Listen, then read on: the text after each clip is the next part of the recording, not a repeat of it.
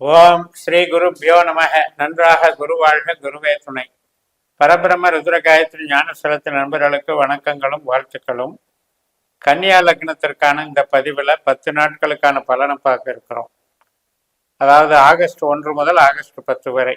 முதல் நாளான ஆகஸ்ட் 1ஆம் தேதி வியாழக்கிழமை 10ஆம் இடத்துல மிருகசுரேஷம், அதாவது மிதுன ராசியில செவ்வாயினுடைய நட்சத்திரத்துல சந்திரன் காலையில 10:23 வரைக்கும் இருந்துட்டு திருவாதிரை நட்சத்திரத்துக்கு மாறுறார். திருவாதிரைங்கிறது ராகுனுடைய நட்சத்திரம்.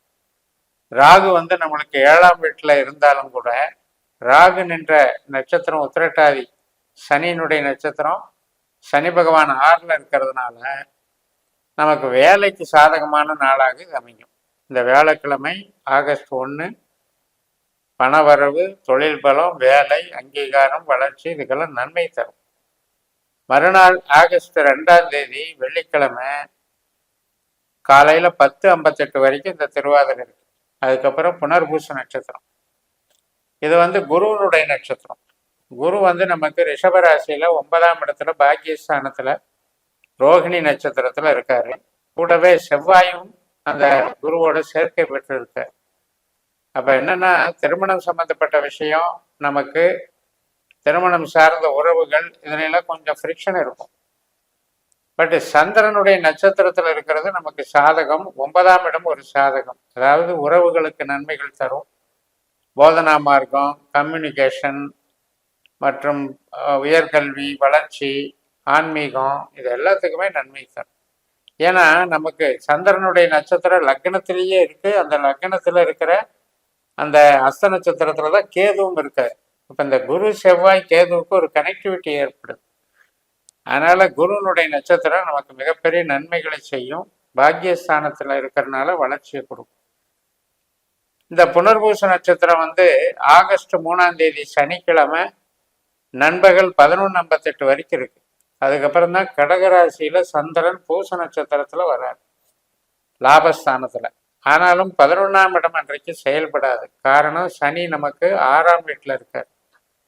அப்ப சனியினுடைய பலன் இன்னைக்கு வேலை வாய்ப்பு, பணவரவு, சொந்த தொழில், ப்ரொடக்ஷன், டெவலப்மெண்ட்டு, இதுக்கெல்லாம் நல்லா இருக்கும். உறவுகளுக்கு, கணவன் மனை உறவுக்கு இது நல்லா இருக்காது. அதனால இந்த நட்சத்திரத்துல தொழில கான்சென்ட்ரேட் பண்ணுங்க, சிறப்பா இருக்கும். இது ஆகஸ்ட் 4ஆம் தேதி ஞாயிற்றுக்கிழமை மதியம் 1:25 வரைக்கும் இருக்கு. அதனால இந்த காலகட்டம் வரைக்கும் தொழில் பலம் சிறப்பாக இருக்கும். அந்த மதியம் 1:25 ஆயில்யம் நட்சத்திரம் தொடங்குகிறது, புதனுடைய நட்சத்திரம். புதன் நமக்கு மகம் நட்சத்திரத்துல சிம்ம ராசியில நமக்கு 12ஆம் இடத்துல இருக்காரு. கேது மாதிரி செயல்படுறாரு. புதனோட சுக்கிரனும் சேர்ந்திருக்காரு. அதனால இந்த நாள்ல நமக்கு சில பிரயாணங்கள் ஏற்படும், சில செலவுகள், சுப செலவுகள் ஏற்படும். 2வது வேலைக்கான திட்டங்கள் ஏற்படும். சில பேருக்கு ஆராய்ச்சி துறையில இருக்கவங்களுக்கு ஆராய்ச்சியில மேம்பாடுகள் கிடைக்கும். மறுநாள் ஆகஸ்ட் 5ஆம் தேதி திங்கட்கிழமை மதியம் 3:20 வரைக்கும் மக நட்சத்திரம். மனசுல குழப்பங்களை உண்டாக்கிட்டு இருக்கும், தடுமாற்றங்கள் இருக்கும். பட் இருந்தாலும் 9ஆம் வீட்டுல இருக்கிற குருவனுடைய அம்சம், அவரும் சந்திரன் நட்சத்திரத்துல இருக்கிறதுனால அந்த குரு செவ்வாயோட ஏற்படக்கூடிய தொடர்பு நம்மளை பெருசா பாதிப்புல இருந்து நீக்கிடும், குழப்பம் விலகிடும். இன்றைக்கு தெய்வ வழிபாடுகளோட நின்னுக்கிறது சிறப்பு. புது காரியங்களை தவிர்க்கணும். ஆகஸ்ட் 6ஆம் தேதி செவ்வாய்க்கிழமை மாலை 5:43 வரைக்கும் இந்த மக நட்சத்திரம் இருக்கு. அதுக்கப்புறம் பூர நட்சத்திரம் தொடங்குகிறது, சுக்கரனுடைய நட்சத்திரம். ஆகஸ்ட் 7ஆம் தேதி புதன்கிழமை இரவு 8:29 வரைக்கும் இந்த சுக்கர நட்சத்திரம் இருக்கு. இந்த பூர நட்சத்திரத்துக்கு அதிபதியான சுக்கரனும் புதனும் அதே சிம்ம ராசியில இருக்கிறாங்க. ஆனா மக நட்சத்திரத்துல இருக்கிறதுனால கொஞ்சம் கெட்ட ஆற்றலை வழங்குவாங்க. அதனால செலவுகள்ல கவனமாக இருக்கணும். அதே மாதிரி கணவன் மனைவி உறவுல சில அபிப்பிராய பேதங்கள் ஏற்படுறதுல கவனமா இருக்கணும். பெருசா பாதிக்காது. மறுநாள் ஆகஸ்ட் 8ஆம் தேதி வியாழக்கிழமை முழுக்க முழுக்க உத்திர நட்சத்திரம். அப்ப நம்மளுடைய கன்னி ராசியிலேயே சந்திரன் சூரியன் மாதிரி செயல்படுறார்.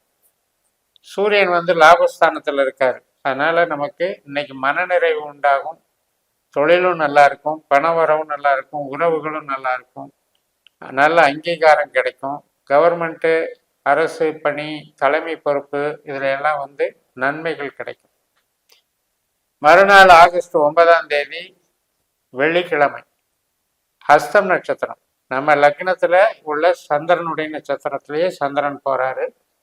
அதே ஹஸ்த நட்சத்திரத்துல தான் கேதுவும் இருக்காரு.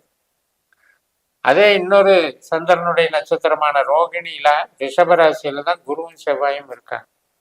அதனால லக்ன பாவம், 9ஆம் பாவம், 11ஆம் பாவம், இந்த பாவங்களுடைய தொடர்புகள் இருக்கிறதுனால ஒரு மேல் படிப்பு சம்பந்தப்பட்டது, ஆன்மீகம் சம்பந்தப்பட்டது, வெளிநாடு தொடர்பு சம்பந்தப்பட்டது, கன்சல்டிங் பிஸ்னஸ் சம்பந்தப்பட்டது, புதிதாக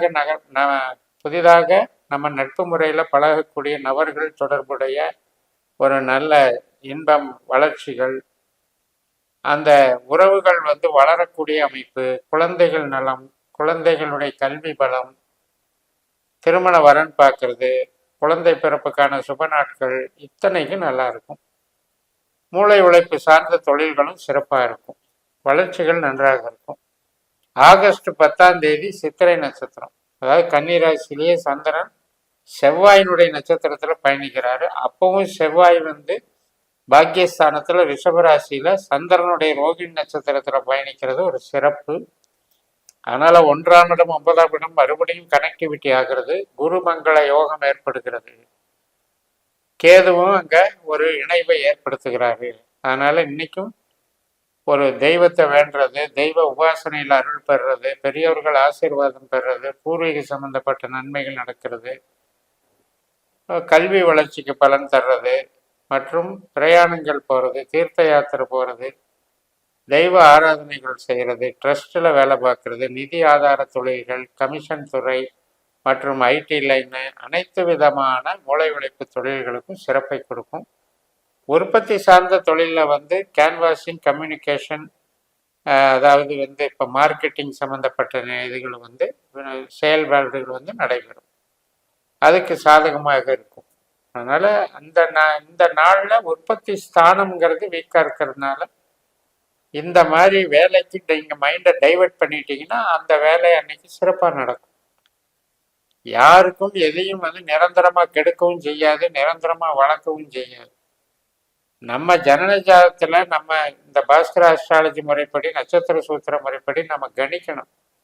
12 பாவ அதிகாரிகளை கண்டுபிடிக்கணும். இந்த அதிகாரிகள் நமக்கு வந்து எந்த பாவத்தை இயக்கக்கூடிய அமைப்புன்னு நம்ம பார்த்துட்டு, திசாபத்தி அந்தரம் பார்க்கும்போதும் சரி, கோச்சாரத்தில் பார்க்கும்போதும் சரி, அந்த ஜனன ஜாதக அதிகாரிகளை பயன்படுத்தி நம்ம பலன் பார்த்தோம் அப்படின்னா நம்ம கேள்விக்கு சரியான விடை கொடுக்கும். நம்ம ஒரு காரியத்தை செய்யலாமா வேண்டாமாங்கிறதுக்கு தகுந்த பதிலை கொடுக்கும். அது மாதிரி தான் அங்கே நடக்கும்.